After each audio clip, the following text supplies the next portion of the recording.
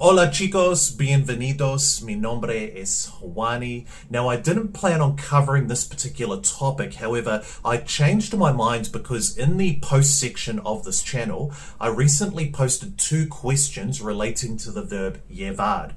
However, out of over 400 people, over 70% of you actually got that question wrong. So I thought it'd be a good one to go over again using the verb llevar in this context because I can't emphasize how useful this verb is, especially if you're a beginner. Por ejemplo, ¿cuánto tiempo llevas aprendiendo español? How long have you been learning Spanish? Llevo 6 años estudiando español. I've been studying Spanish for 6 years. Llevo 6 meses sin fumar.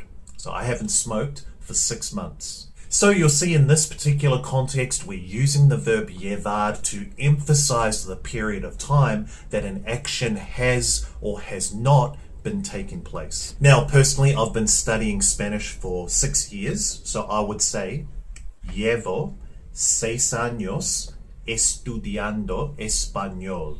So you notice here, if we break it down, first of all, we have to conjugate the verb llevar in the yo form. In this example, llevo. We then put in the period of time that we're talking about, in this case, 6 years, 6 años. We then have the verb estudiar, but we have to add the ing onto it or add in a gerund to make it estudiando. Now, if you're not aware of how to add the ing onto the end of a verb in Spanish, I will leave it in the description box for you below. However, you can see grammatically, it's pretty easy to form. Let's go for a few more examples. My brother has been training in the gym for 5 years. Mi hermano lleva 5 años entrenando en el gimnasio. Mi hermano lleva 5 años entrenando en el gimnasio. If we break it down, you'll see we're conjugating the verb llevar in this context in the ella form because we're talking about my brother. So we've got lleva, and then we've got the verb entrenar, to train, with the gerund of the ing on the end of it. Let's try another one. I have been living in Australia for 10 years. Llevo 10 años viviendo en Australia.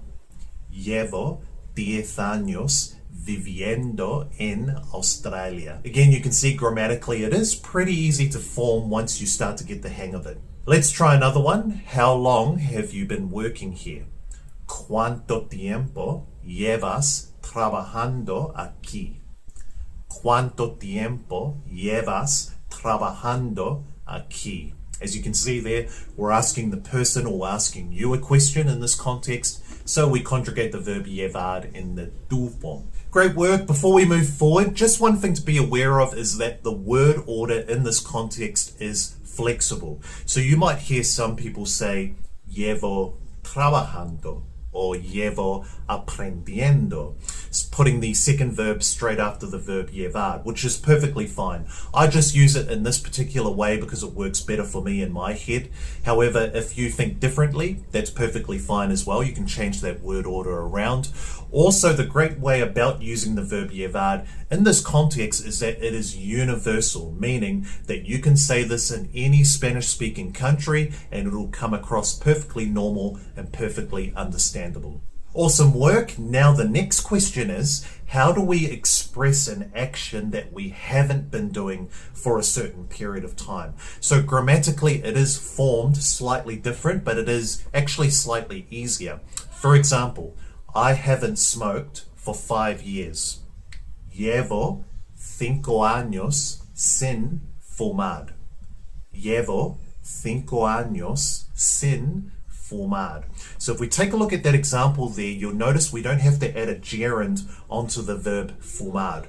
We just simply conjugate the verb llevar again. We then put in the period of time that we're talking about, so 5 years in this example. We then say sin, without, and then we just put the verb fumar in its infinitive form, so we don't have to change that verb whatsoever. So you can see it's pretty easy to form grammatically, but let's try a few more examples. Let's say your friend has been a little bit lazy and hasn't trained for 2 months. In this case, we'll say, mi amigo lleva 2 meses sin entrenar.